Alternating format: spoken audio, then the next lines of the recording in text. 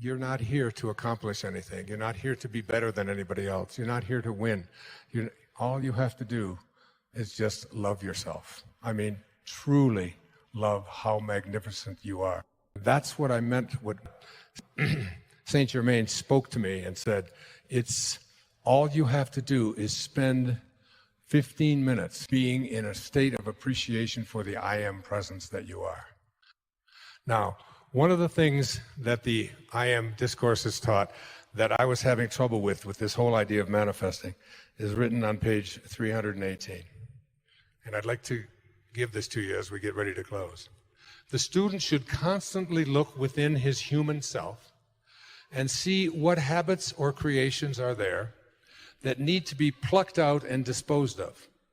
For only by refusing to any longer allow habits of judging, condemning, and criticizing to exist can he be free. Are you hearing this?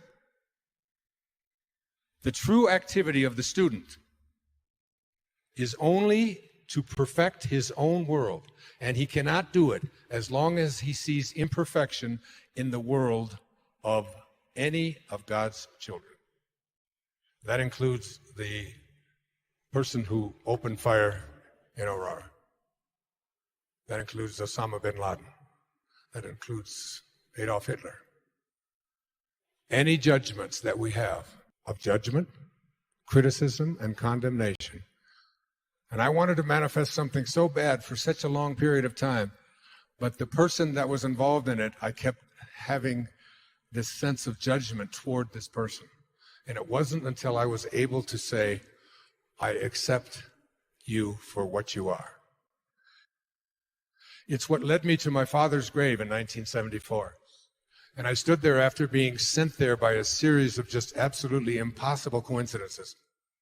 I stood there on his grave after being filled with rage and hatred and anger and bitterness towards this man who would walk out on my mother and her 3 young boys. I was the youngest.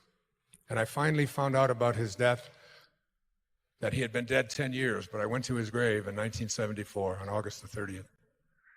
And as I walked away from his grave, because I really went there to piss on his grave, I was so just filled with rage. And as I walked back to the rent-a-car, something called me back, and I went and stood there looking at this plate on the ground that said Melvin Lyle Dyer, 1914 to 1964. And something came over me. In fact, we've made a film about it, another film called My Greatest Teacher. And I was able to say to my father, from this moment on, I send you love. Who am I to judge you and condemn you? You did what you knew how to do, given the conditions of your life. And I accept you for it. Mark Twain once said that forgiveness is the fragrance that the violet sheds on the heel that has crushed it. On the heel that has crushed it. Enjoy it. My greatest teacher. Who was my greatest teacher? After that, my entire life changed. I stopped drinking. I started exercising. My writing shifted. I went back to New York. I was professor at St. John's University in New York City. I took 2 weeks to go down to Fort Lauderdale, Florida, checked into the Spindrift Motel, and wrote a book called Your Erroneous Zones in 14 days. Everything in my life after that shifted. My diet changed. My habits changed. Everything turned around because I got the rage out of me. Because in order to attract the elements that are going to bring you the ability to manifest into your life what you want. Remember how I opened this program. We do not manifest what we want. That comes from a place of missing. We manifest what we are. The angels who will guide you throughout your life will only be there for you when they recognize themselves in you. And they cannot recognize themselves in you and guide you when you are filled with hatred, anger, judgment, condemnation, bitterness, fear, anxiety, stress. You have to let all of that go and be love. Be in this place of perfect divine love. Love for everything and everyone on our planet. That's self-actualization at work. And the principles for bringing this about into your life are the last 5 chapters of Wishes Fulfilled. But basically, what it says is the greatest gift that you've ever been given is the gift of your imagination. Your imagination is yours to be able to do anything you want with. You can place any thought in there with the awareness of I am. There's a very famous poem about that moment of Moses speaking to God. It says, earth's crammed with heaven, and every burning bush afire with God. And those who truly know take off their sandals, while the rest sit round it and pick blackberries. It's your call. It's your call. So your imagination is the greatest gift that you've been given. And you can put anything in there. No one can tell you what can be there or what can't be there. Einstein said imagination is greater than knowledge. And he said if you want your children to have a great imagination, read them fairy tales. If you want them to be even smarter, read them more fairy tales. That's why I've written 5 children's books with that very idea in mind. The second thing is that you have to learn to live from the end. Whatever you have placed into your imagination, you have to act as if it already were your reality, independent of what anything or anyone else says. When I was told that I had this diagnosis of leukemia, I can't tell you how many people sent me condolence letters and sent me information about this disease and how it was incurable and unfortunately this. And fortunately, I was given by my children a wonderful gift. It's called an iPad. And it's got this wonderful feature in it. It's called Delete. And then there's another feature of it. It's called Trash, which is really great. I'd like to have a button like that on me at any time, so that anytime anybody brings any information to you, you just push the trash button. The third of these principles is the principle of, I call it assuming the feeling of the wish fulfilled. You must be able to feel it, because every time that you feel something within your body, you give a instruction to your subconscious mind. And your subconscious mind is the part of you where you do all of your living. You want to redo your subconscious mind. Now, tonight, I'm going to give you guys such a gift. Tonight and every night for the rest of your life, I want you to take the last 5 minutes before you go off to sleep and realize that you are about to program your subconscious mind. All right? Your subconscious mind is most at home when you are unconscious, when you are asleep. If you spend the last 5 minutes of your day, which so many people do, reviewing all of the things that you don't like and all the things that didn't work out and how terrible you feel and who abused you and who was mean to you and who said this and they did this, and you're constantly doing this kind of thing with your mind, then you are programming your subconscious mind that when you awaken, because you're now about to marinate for the next 8 hours in your subconscious mind.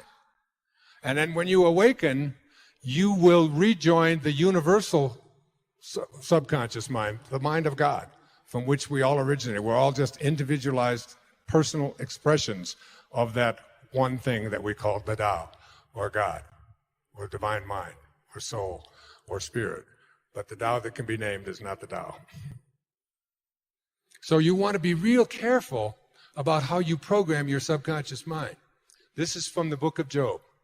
In a dream, in a vision of the night, when deep sleep falls upon men while slumbering on their beds, then he opens the ears of men and seals their instruction. Job 33, 15 and 16. When you are slumbering on your bed, he opens your ears and seals your instruction. What you place into your subconscious mind as you are about to go into this deep slumber is all dependent upon what you do the last 3 or 4 or 5 minutes before you go off to sleep. You want to place into your imagination whatever you have placed into the I am that I spoke about earlier. I am well. I am content. I am peaceful. I am happy. I am prosperous. I am abundant. Just close your eyes and just listen to this meditation. It's from the book, 3 Magic Words. Here's what I'd like you to say to yourself at night.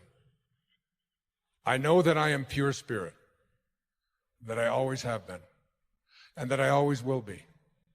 There is inside me a place of confidence and quietness and security where all things are known and understood. This is the universal mind, God, of which I am a part, and which responds to me as I ask of it. This universal mind knows the answer to all of my problems. And even now, the answers are speeding their way to me. I needn't struggle for them. I needn't worry or strive for them. When the time comes, the answers will be there. I give my problems to the great mind of God. I let go of them, confident that the correct answers will return to me when they are needed. Through the great law of attraction, everything in life that I need for my work and fulfillment will come to me. It is not necessary that I strain about this, only believe. For in the strength of my belief, my faith will make it so. I see the hand of divine intelligence all about me, in the flower, the tree, the brook, the meadow. I know that the intelligence that created all these things is in me and around me, and that I can call upon it for my slightest need. I know that my body is a manifestation of pure spirit, and that spirit is perfect. Therefore, my body is perfect also. I enjoy life, for each day brings a constant demonstration of the power and wonder of the universe and myself. I am confident, I am serene, I am sure. No matter what obstacle or undesirable circumstance crosses my path, I refuse to accept it, for it is nothing but illusion. There can be no obstacle or undesirable circumstance to the mind of God, which is in me, around me, and serves me now. This is the great lesson. Know this within you. When Herman Melville was writing Moby Dick, he wasn't writing about a man looking for a whale. He was writing about a man, Ahab, trying to find his higher self.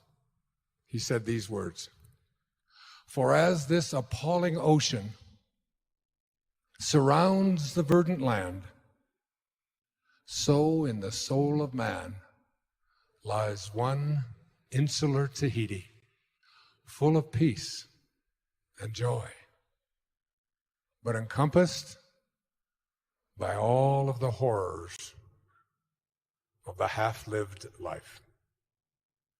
In every moment of your life as you leave here today, you have this choice. You can either be a host